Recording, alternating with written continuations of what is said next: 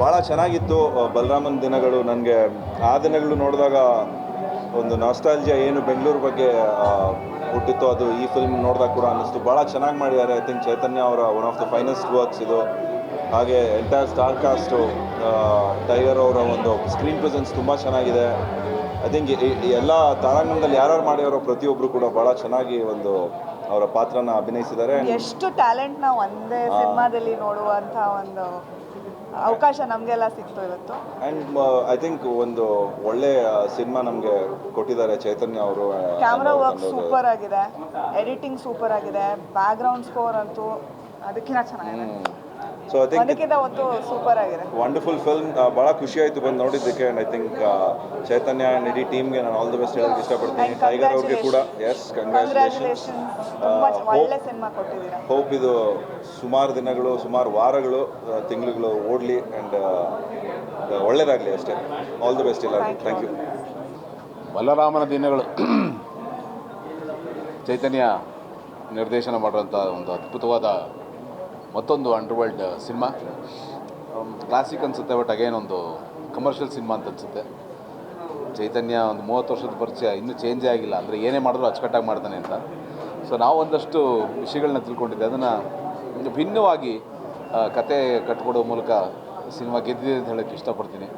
ಎಲ್ಲರ ಪರ್ಫಾರ್ಮೆನ್ಸ್ ತುಂಬ ಚೆನ್ನಾಗಿದೆ, ಫೋಟೋಗ್ರಫಿ ತುಂಬ ಚೆನ್ನಾಗಿದೆ, ಆ್ಯಂಡ್ ಅಫ್ಕೋರ್ಸ್ ಡೈರೆಕ್ಷನ್ ಬಗ್ಗೆ ಏನು ಮಾತು ಹೇಳೋಂಗಿಲ್ಲ, ಎಲ್ಲವೂ ಅಚ್ಚುಕಟ್ಟಾಗಿದೆ.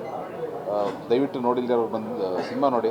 80-90ರ ದಶಕದ ಬೆಂಗಳೂರು ನಿಮಗೆ ದರ್ಶನ ಆಗುತ್ತೆ, ಅವತ್ತಿನ ಜನಜೀವನ ನಿಮಗೆ ದರ್ಶನ ಆಗುತ್ತೆ. ರೌಡಿಸಮ್ ಇರ್ಬೋದು, ಎಲ್ಲವೂ. ಸೊ ಎಲ್ಲವೂ ಚೆನ್ನಾಗಿದೆ. ಸಿನಿಮಾ ತಂಡಕ್ಕೆ ಒಳ್ಳೆಯದಾಗಲಿ, ಚೈತನ್ಯಕ್ಕೆ ಒಳ್ಳೆಯದಾಗಲಿ. Thank you. ನಾನು ಡೀಸೆಂಟಾಗಿ ಮಾಡೋದು ಹೆಂಗೆ ಅಂತ ಚೈತನ್ಯ ಅವ್ರು ಹೇಳ್ಕೊಟ್ಟಿದ್ದಾರೆ. ತುಂಬ ಚೆನ್ನಾಗಿದೆ ಸಿನಿಮಾ.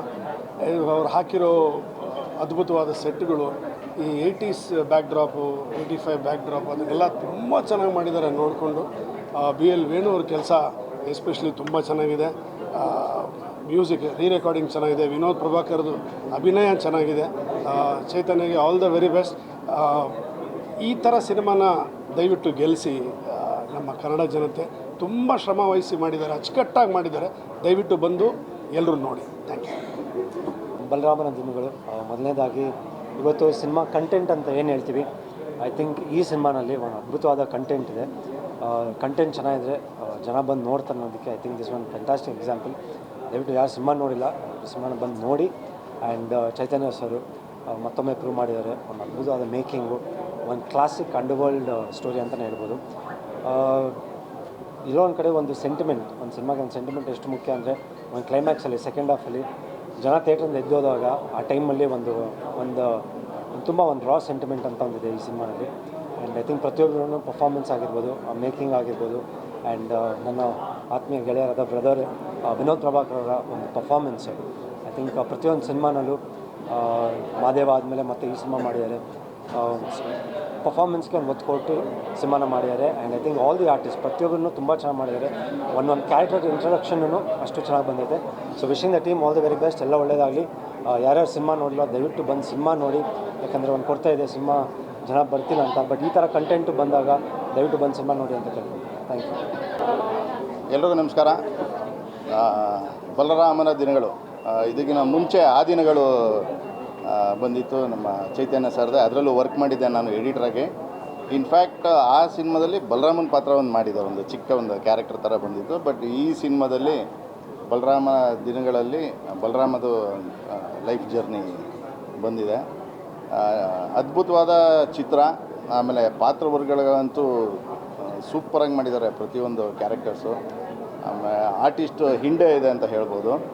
ವಿನೋದ್ ಅವರಂತೂ ಒಂದು ಅವರಲ್ಲೂ ಒಂದು ಈ ರೀತಿ ಒಂದು ವಿಭಿನ್ನವಾದ ಒಂದು ಆರ್ಟಿಸ್ಟ್ ಇದ್ದಾರೆ ಅನ್ನೋದು ಗೊತ್ತಾಗುತ್ತೆ. ತುಂಬ ಚೆನ್ನಾಗಿ ಮಾಡಿದ್ದಾರೆ ಪ್ರತಿಯೊಬ್ಬರು ಆರ್ಟಿಸ್ಟ್ ಆಗಲಿ, ಆಮೇಲೆ ಟೆಕ್ನಿಷಿಯನ್ಸು ಅಷ್ಟೇ, ಕ್ಯಾಮ್ರಾಮೆನ್ಸರು, ಮ್ಯೂಸಿಕ್ ಆಗಲಿ ಎಲ್ಲ ಅದ್ಭುತ.